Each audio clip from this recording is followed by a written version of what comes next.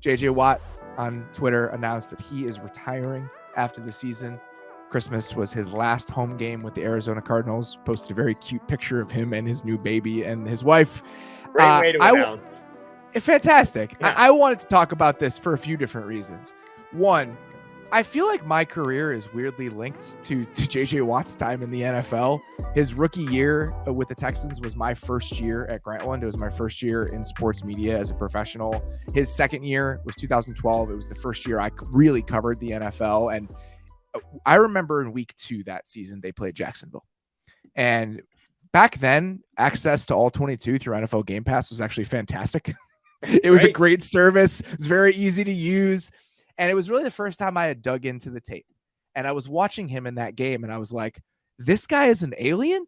Like, I just don't understand why he's this much better than everyone else on the field. And so that 2012 season, he was dominant. I mean, it was one of the best seasons we've ever seen a defensive player have. It was his second year in the league. And it was the first time I wrote about the NFL full time. I probably wrote about JJ Watt 15 times that year.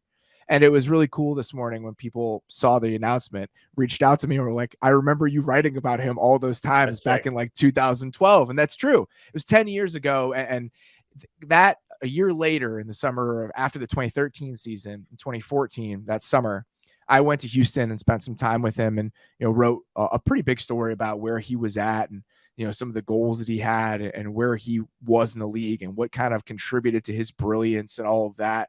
And so it's strange to me, the fact that it's a decade later and he's announcing his retirement and, I'm 10 years into my career. And I just wanted to kind of take a minute to take a step back and celebrate the kind of player that he was, because for people like you who were 8 years old in 2012, for sure. It's hard to, I think, comprehend just how dominant JJ Watt was play in and play out from like 2012 through 2015. His peak was unlike anything I think we've seen in my lifetime for a defensive player. That includes Aaron Donald. And I don't know if we're going to see something like that again. He had about 120 tackles for loss in 4 seasons. Casual. I mean, just absolutely insane. Like all of the splash plays. He won Defensive Player of the Year 3 times over that stretch. He is a no doubt about it first ballot Hall of Fame player. One of the best players I've ever seen. And really the first player that, as I started my career, was that level of dominance. And I'm going to remember it fondly. Like watching him and kind of getting to celebrate those years early on in his career is one of my favorite times covering the NFL. And, it was a pleasure, I guess is what I would say. Yeah. The TFL stats are my favorite ones. He had 39 TFLs in 2012. It's the most TFLs in a single season by 10. Tied for second with 29 apiece are JJ Watt in 2015 and JJ Watt in 2014. And then you start getting to different names with Chandler Jones at 4. It's the ability to produce that much against the run behind line of scrimmage at defensive end, right? He's not even playing on the interior. It's like half of the runs are going the other direction. They're not even headed his way. It was a testament to what he was. And it's funny because like you make the joke about the age, because of course you do. It's my memories of JJ Watt are like being in high school and arguing JJ Watt, Aaron Donald, who's the best. Like he's like I think of JJ Watt in terms of like dumb sports arguments when like you and your friends were old enough to like have phones and Google. Like that's what I think of him as. And that to me is fun for a whole separate reason, just because like when we go and we look back on this era of football, we will define it by Aaron Donald, define it by his, in terms of this era of defensive football, we'll define it by Aaron Donald and define it by his production.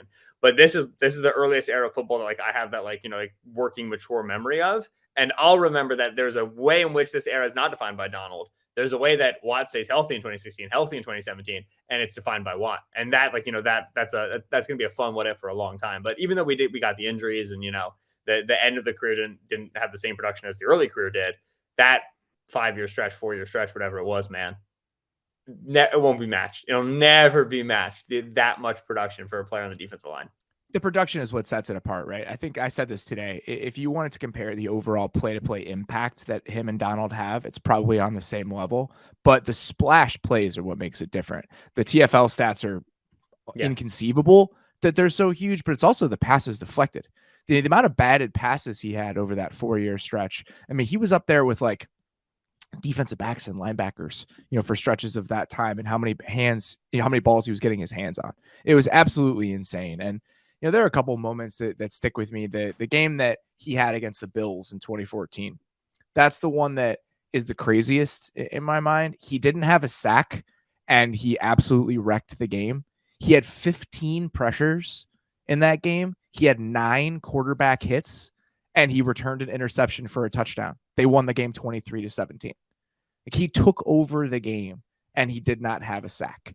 He was in the backfield every single time the Bills threw the ball in that game. I still remember it vividly. I watched it at a bar in Los Angeles. I was like 26 years old. Yeah. I mean, that's the type of impact he had, and kind of how large he looms in my memory, is that I remember specific moments and where I was watching him during that stretch of my career, because that's just kind of what I did every week. I would go and just watch the Texans and watch what JJ Watt did. And the conversations I've gotten to have about him, I remember talking to Wade Phillips for that story and just kind of talking about where JJ ranked compared to some of the guys that Wade Phillips had coached. And this is before he coached Aaron Donald, but he had coached Reggie White and Bruce Smith and some of the greatest defensive players of all time, and just how much respect he had for Watt. And when you talk to offensive linemen about him, Mitchell Schwartz is tweeting about it today. I remember talking to Marshall Yanda about him.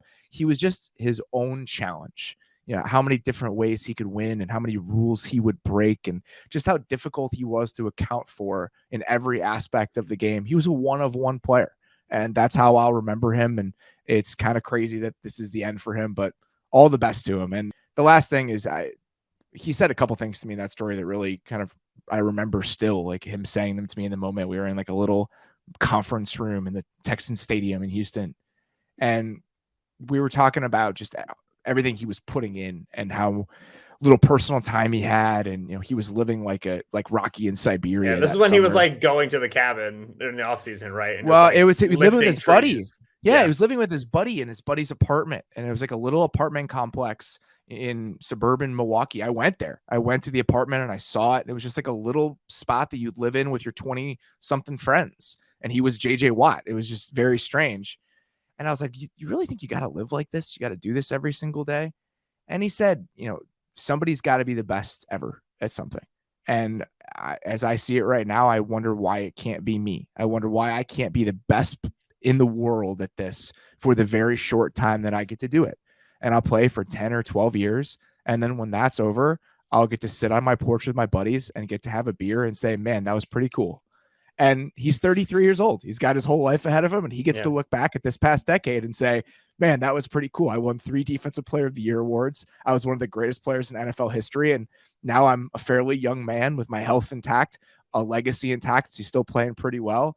And now he gets to live the rest of his life. So it's cool stuff. It's very weird for me. It's like a little symbol of mortality when you cover a guy start to finish like that with that sort of proximity and then see him walk away. I talk about what age I was again when he was playing? Yeah, you go ahead. Yeah, certainly will.